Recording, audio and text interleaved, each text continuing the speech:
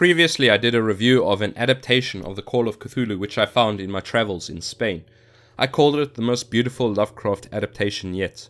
Well, I got my hands on the adaptation of At the Mountains of Madness done by the same artist, a Frenchman named François Baranger. Well, here's my review. I struggled to write a script for this video. I've never been great with reviews, and in the case of this book it was made a little bit more difficult. Not for the reason that there's nothing to say, but rather that staring at the blank screen and thinking of what to write when I had 1,000 thoughts in my head wanting to express themselves at once, it became difficult. I'll just try and review things step by step. Firstly, the text of the story. As far as I can see it, it is the verbatim text of Lovecraft's story. No edits or alterations or shortenings, and that's how it should be done. Also, since this edition of At the Mountains of Madness is divided into 2 volumes, the second one sadly not being released just yet, I should point out that volume 1 ends exactly halfway through the full text just before chapter 6 begins. You'll need to wait a bit for volume 2 to release, and when it does, believe it, I'll review that. So, if you've read At the Mountains of Madness, then essentially you've read this book. However, this is really not a deal breaker whatsoever. You're buying this book for the art. And my god, the art. The art in this book is insanely good. I cannot even begin to imagine how François Baranger created these images. The level of detail and feeling of life in each image is unlike any art I've seen before, really. Why explain when I can show? I'll shut up now and show you some of the art from this book.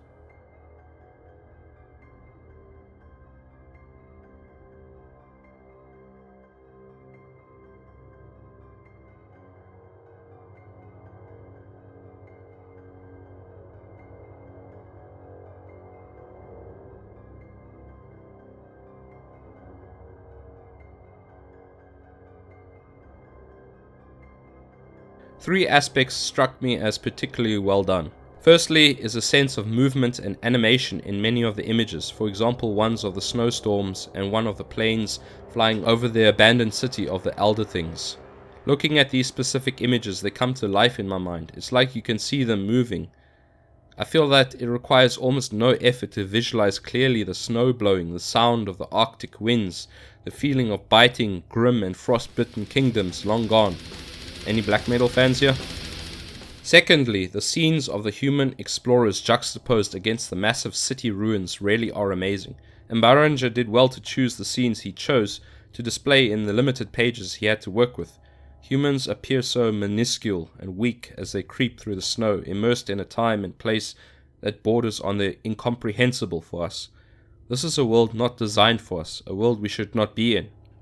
Ironically, it's on our planet, though perhaps in the Lovecraftian sense, calling Earth our planet is extremely arrogant. Our time will come when we will be eradicated and something new will be next in line to rule.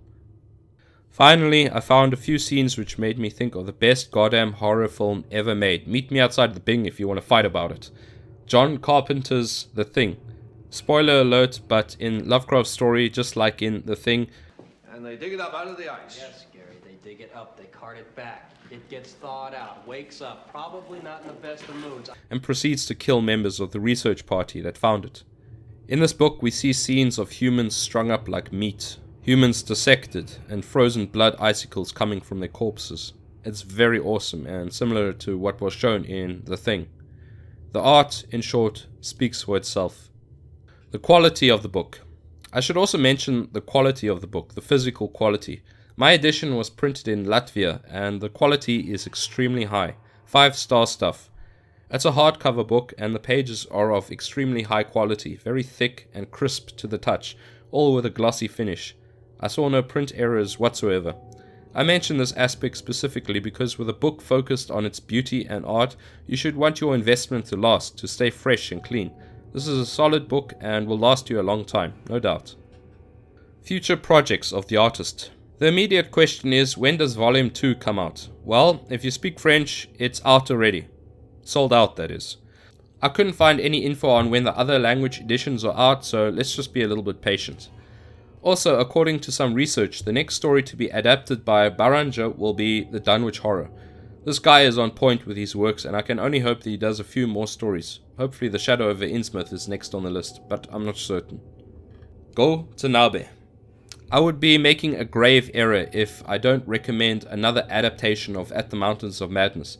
I've already reviewed the 2-volume adaptation, but once again I must mention Go Tanabe's gigantic efforts to faithfully bring to life Lovecraft's masterful tale.